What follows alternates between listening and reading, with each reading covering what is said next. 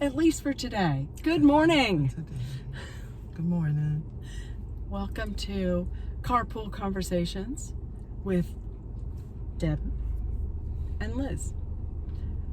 And we're here on the beautiful island of St. Croix in the Virgin Islands of the United States on a gorgeous day in October. And we're just going to have a conversation. Hi. So we were talking on the way over about a lot of stuff, but then one of us needs to come up with a topic, and I want to talk about stress. Well, it's Liz's turn to come up with the topic, and she thought she didn't have a topic, but she found out right before I turned this camera on that she had a topic. I do. Because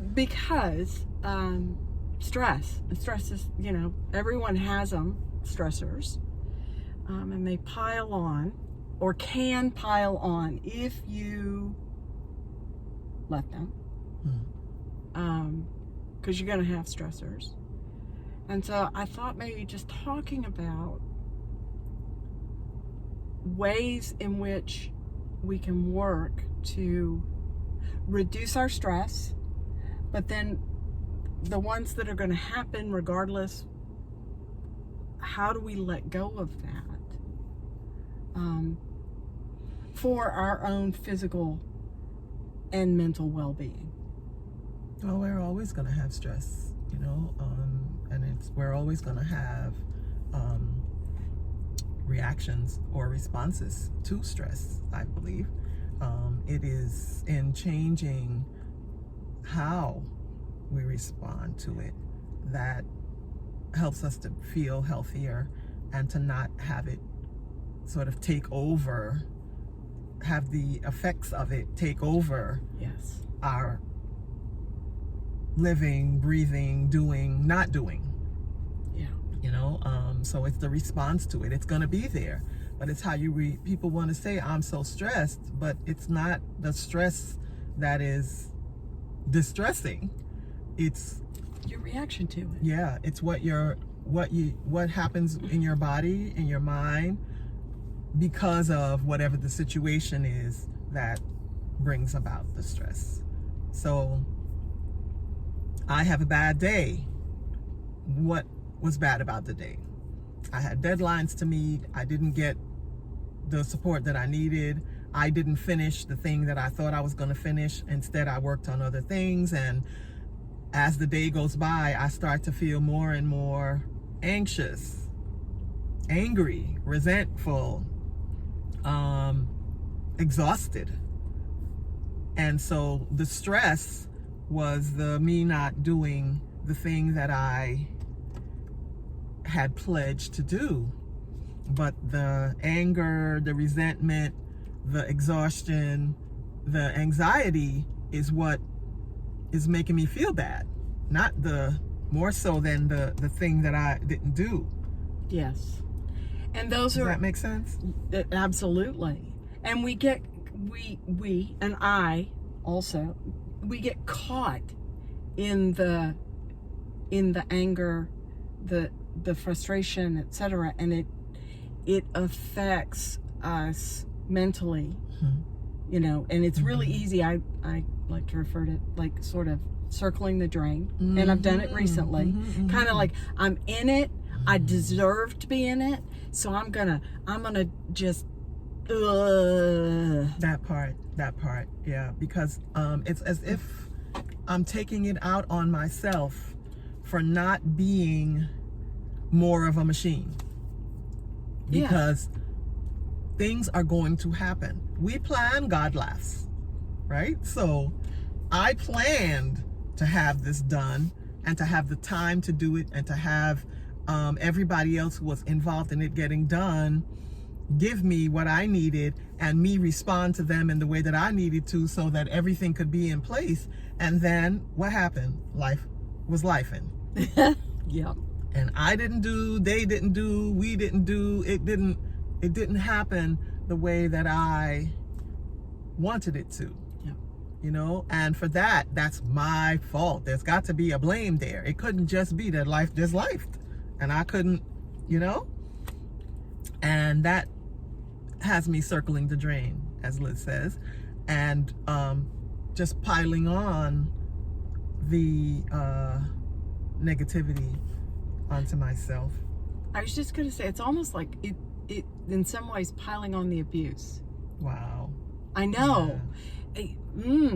Because I am a believer, not always a practicer, but I am a believer in treating yourself first and foremost gently and kindly. And gently and kindly means I don't pile stuff on myself. Excuse the language. That I give myself grace. For it doesn't matter what the reason is that I didn't do the thing, or I did the thing. Yeah, or I did the thing. I like that. Yeah. Because sometimes it's something I did. Yes, but it doesn't matter. It doesn't matter. Yeah. Kind and gentle. And the thing is, the kindness and gentility that we would provide to other people, you know, we can see how they would, if we're in a calm enough space to see it, if it's something that involves, you know, us and somebody else, we give people grace all the time. Yes. People that sometimes, you know, in retrospect, we got to pat ourselves on the back like, wow, I did that. That was nice. Because if it was another time in my life, or I was, you know, back being who I was before, it could have went a whole other way. But look at me. I gave this person grace. And what we do for others, sometimes it seems so much more challenging or just off the table to do for ourselves, you know. And I feel like it's so important to start with yourself where the grace giving is concerned, you know, because just like, you know, you can't pour from an empty vessel. A half-filled vessel shouldn't be poured from either, right? Because it's getting lower. Yeah. You know, the vessel has to be full for you first, and then you feed everyone else from the overflow. Yes. So where grace is concerned, I attach the same sort of mindset and heart set for that, you know. I have to be most graceful with myself because I'm what I got to work with. You know, and I want to model what I do for others from what I do for myself, not the other way around. It starts with me. You know, I'm the most important person in my life. I'm the reason I'm able to give grace to others. So I got to be full of it for myself. And the truth of that is profound if you can grasp it. Even, and this applies to everybody. Whatever your relationship life situation is. So you got a family, you got kids, you're a caregiver you're a caregiver for parents. Or some other family member. Yeah. You still, you first and foremost, so that you have what you need to care for them. Absolutely. And you're also setting an example in a relationship of, I care for myself so I have and can care for you, and I want you to do the same. Remember, on the plane in an emergency, your mask goes on first, then the babies, then whoever else. Because if you can't breathe, how are you going to help the baby? Yeah. Or the other person? It's significant. So relieving your stress, starting with not beating yourself up over, oh, I didn't get that done today. Whatever it is. I'm thinking really, to somebody today. You know, I just don't feel like it today. Yeah. I just don't have it in me. Don't have the wherewithal, the energy. Okay. Yeah, you know, but I still excuse me. Excuse me. I'm going to push myself through and I'm going to go. So if you decide you're going to push yourself through and you're going to go or get up or whatever, then you're getting up with resentment. Yeah. Stay in the bed. Stay in the bed. Stay in the bed. Yeah. And I know as a parent of young children, you don't have that luxury. You don't. There are sometimes you don't have the luxury, but you still need to give yourself grace. If you don't feel like it and you do it, recognize the choice in that. Nice. And then do what you need to do, but do it from to fill yourself up. Right. Don't be angry with yourself because you don't want to. No. And you do it anyway. No. You have the right to feel what you feel. Yeah. You know, and it's exhausting. Sometimes it's exhausting. Yeah. Yeah. So it's nothing against the children or the parent or the spouse or but your body is telling you something. Absolutely. Hey, I need you to chill for a moment. I need you to sit down for a moment or find a way to give us something that helps us to relax for a minute. Yes. Because the stress affects us physically. It does. If we allow it to pile on, and this is not just woo-woo talk, there's research behind this. The cortisol levels in our body rises, and the cortisol levels, it causes physical harm when we stay in that state and cannot let things settle. Cortisol has a place and a purpose, but to be constantly bathed in it by stress affects your physical body, heart, your ability to maintain a healthy weight, bones, diabetes is another. All of those things, not to say that they don't also have other factors, but reducing your stress makes it easier to, if I'm not stressed, I don't need to eat a donut. Well, I never need to eat a donut. Let's just be honest about that. But changing your response to the stress. Yes, there we go. Thank you. Yeah, because it's going to be there. You know, there's always going to be something if you let it to get you from 0 to 60. Yeah. Or 40. Because 40 might be too much too. You don't have to go all the way to 60. You know, but it's your response to it. What am I feeling about this situation? What's happening in my body? Let me just take a minute. You know, I need a minute is a full sentence also. Yes. You know, that you can say to yourself and to somebody else. You know what? I need a minute. And take that minute. Take it. The whole Take it. 60 seconds. Take it. Yeah. And if you need another one, take that too.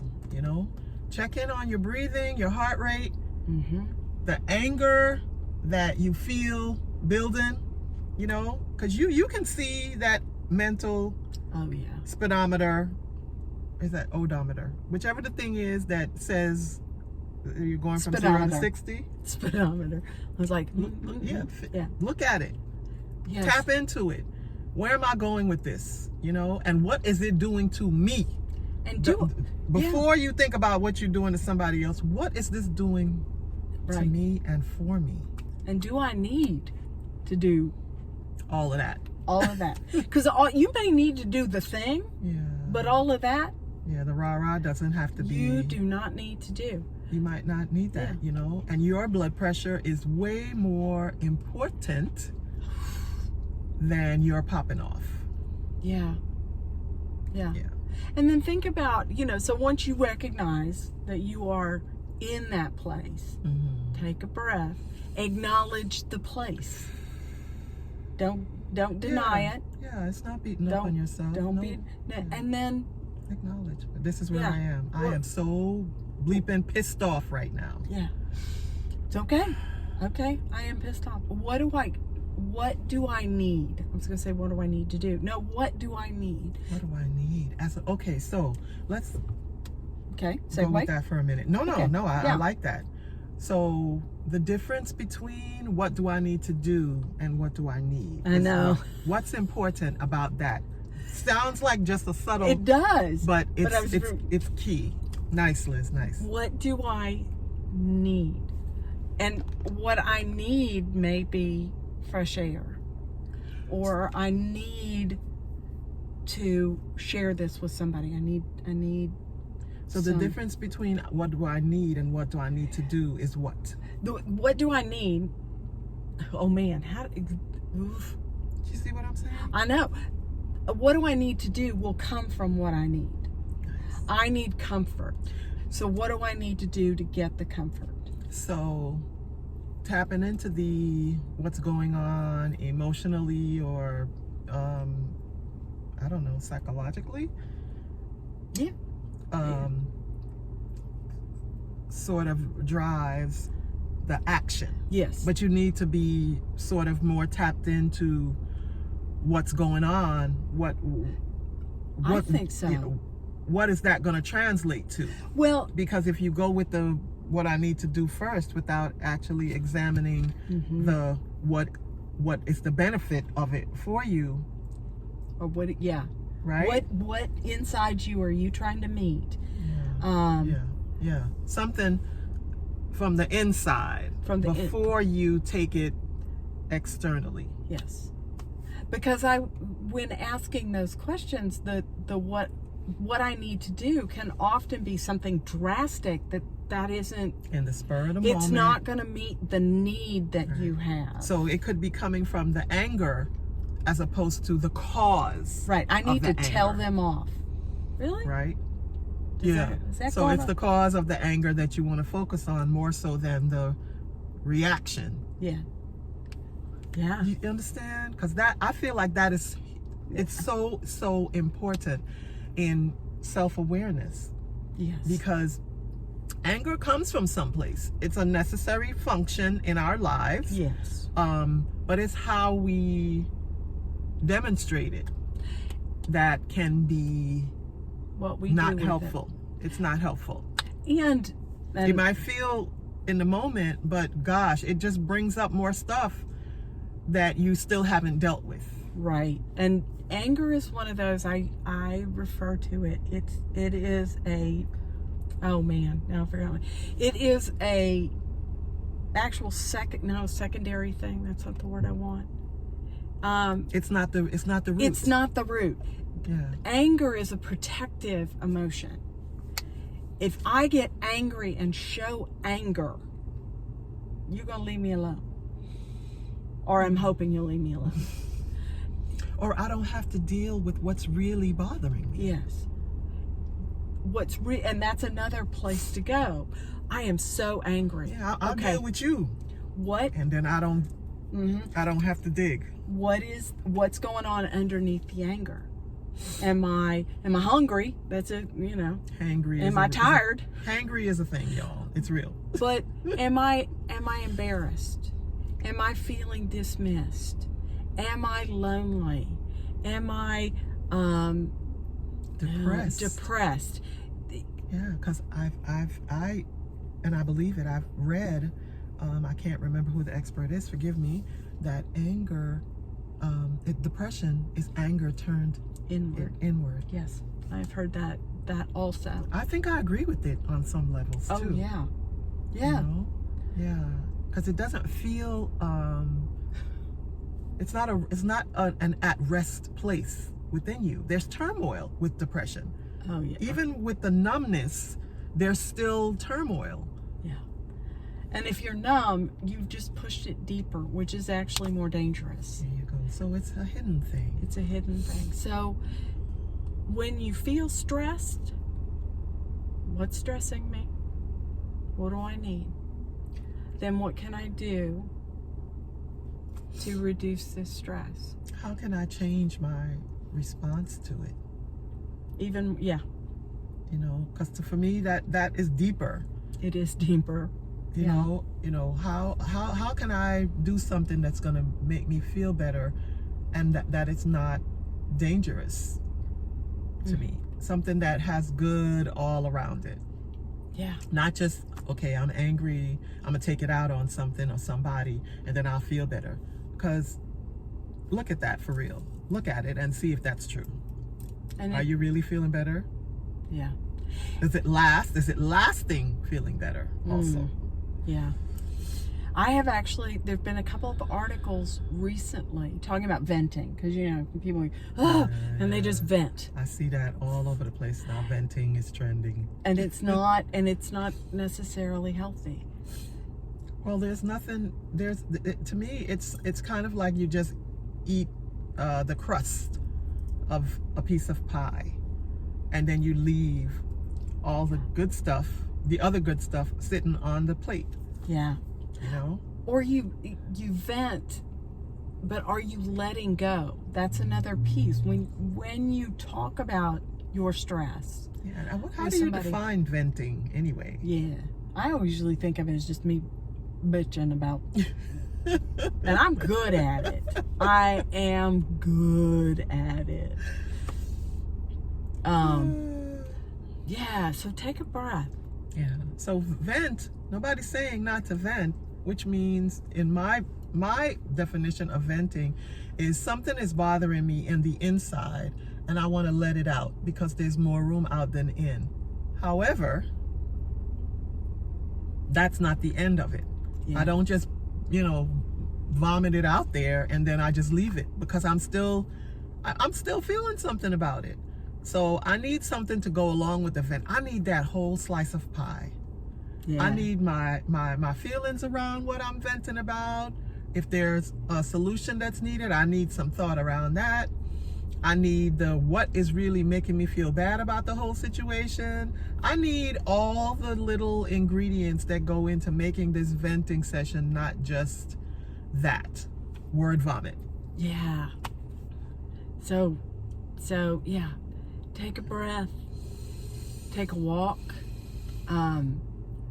If you have an ocean in your backyard, stick your feet. That's real, by the way. In the ocean. Yeah, that's torch. That's and let Mother Nature help. The earth, grounding on the earth is a good tool for letting your stress dissipate. Take your shoes off, stand on the grass, stand on the dirt. Find a park if you're in a place where you don't have a yard or some place where there's earth around you. Find a park that you feel comfortable in and take off your shoes and let your feet be on the ground. Or if you're a writer, write. Yes. If you're a singer, sing. If you're a drummer, drum. Yeah. Whatever brings good feelings into your experience, that is positive. And going back to venting, singing, dancing, drumming, that helps to expend the energy that stress creates in your body, and getting that energy out in a good way, in a good and healthy way. Yeah. In a healthy way, because that's what you want, is the healthy part, because that has lasting effects. The other stuff doesn't. You're not going to feel good forever when you're doing something that's bringing more negativity or more anguish or more anxiety even into the space, or more violence. Let's be real about it. I agree. So taking a deep breath is a good start, and actually allowing and acknowledging that there's stress in this situation, and what would be a response that would give you some peace around that stress, changing how you respond to it. Yeah. Happy Saturday.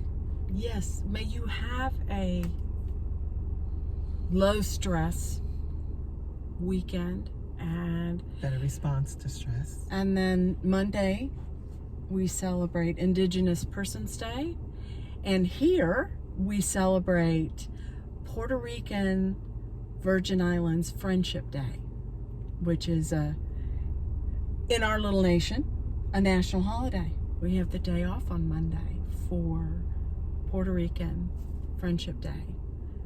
VIPR. VIPR. Friendship Day. So, blessings. Many blessings. Many blessings. And peace and grace.